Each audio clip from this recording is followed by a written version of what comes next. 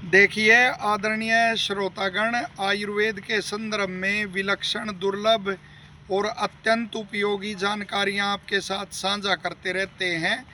तो उसी कड़ी में एक और जानकारी आपके साथ साझा कर रहे हैं। जो आयुर्वेद में रोगों के प्रकार लिखे हुए हैं, तो उसमें एक प्रकार जैसे आदि दैविक जो दुख होते हैं, तो उनका भी लिखा गया है। आदिदैविक दुख से होने वाले जो रोग हैं, रोगों की श्रेणियां हैं, तो उनका भी उल्लेख मिलता है।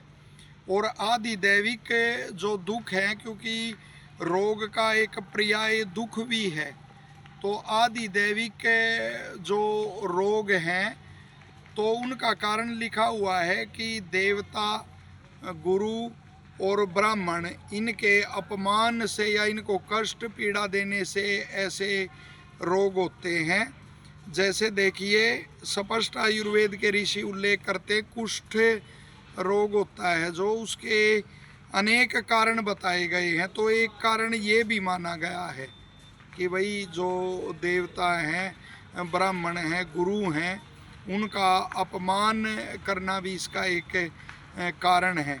इसी तरह से जब सांप डसता है, तो उसके डसने के जो कारण है वहाँ स्पष्ट उल्लेख करते हैं आयुर्वेद के ऋषि कि वो भूख से भी डस सकता है, या उस पर पैर रखा गया वो उससे भी डस सकता है, वो क्रोध से भी डस लेता है। और फिर कहा गया देव उससे, योग से भी वो डसता है, यानी कोई ऐसे फिर वो वही विषय आता है कि देवता, गुरु या ब्राह्मण का अपमान किया है तो उससे भी वह डसता है। एक कारण यह भी बनता है। तो इनका कभी भी अपमान या इनको कष्ट नहीं देना चाहिए। और देवता की श्रेणी में, क्योंकि एक विषय को स्पष्ट करने के लिए अनेक शास्त्रों का ज्ञान भी आवश्यक होता है। जैसे मातृदेवो भव, पितृदेवो भव, आचार्य देवो भव और अतिथि देवो भव, कि माता,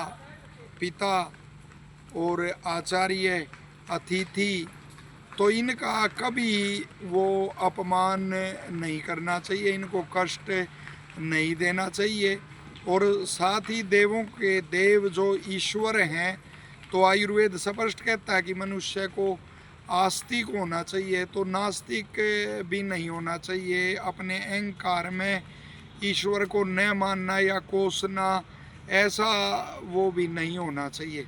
तो देवताओं का कभी अपमान नहीं करना चाहिए। साथ ही ब्राह्मण का लिखा हुआ है, तो ब्राह्मण के लक्षण जो पढ़ाता है, यज्ञ करता, करवाता है, दान देता और दान लेता है, तो ये ब्राह्मण के लक्षण हैं।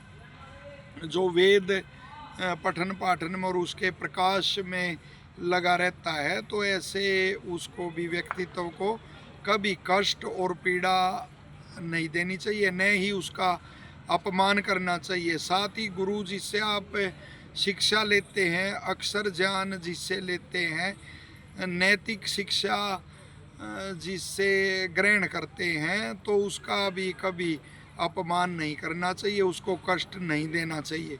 और साथ ही आयुर्वेद के ऋषि देखिए स्पष्ट करते हैं कि गऊ को कभी भी डंडा आदि से न मारे, यानी गऊ को तो और वेद में भी अगन्या कहा गया है कि इसे मारना नहीं चाहिए। गऊ को तो कभी डंडा आदि से न मारे। और यहाँ तक भी लिखा हुआ है कि कहीं बछड़ा दुग्ध पी रहा है, गऊ का चर रही है कहीं, तो भी उसको कोई कष्ट आदि गऊ को किसी प्रकार से नहीं देना चाहिए।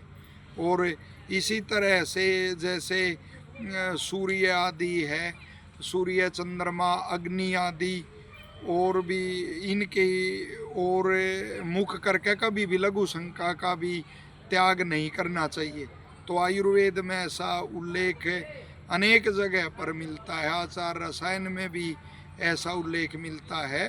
तो इन जो वो हैं व्यक्तित्व हैं, ये जैसे गुरु है, ब्राह्मण है, देवता है, और फिर श्रेष्ठ प्राणी है उपकारी गऊ, तो इनका कभी भी अपमान नहीं करना चाहिए, इनको कष्ट नहीं देना चाहिए। और ऐसा करके हम जो आदि दैविक रोग होते हैं, आदि दैविक दुखों की श्रेणी में जो रोग आते हैं, तो फिर उससे हम बच सकते हैं। आशा है यह जानकारी आपको उपयोगी लगेगी, और वीडियो अच्छी लगे तो इसको लाइक करना, और लोकहित में इसको ज़्यादा से ज़्यादा शेयर आप करेंगे, ऐसी आशा है। सभी आप स्वस्थ रहें, सभी को शुभकामनाएं। धन्यवाद।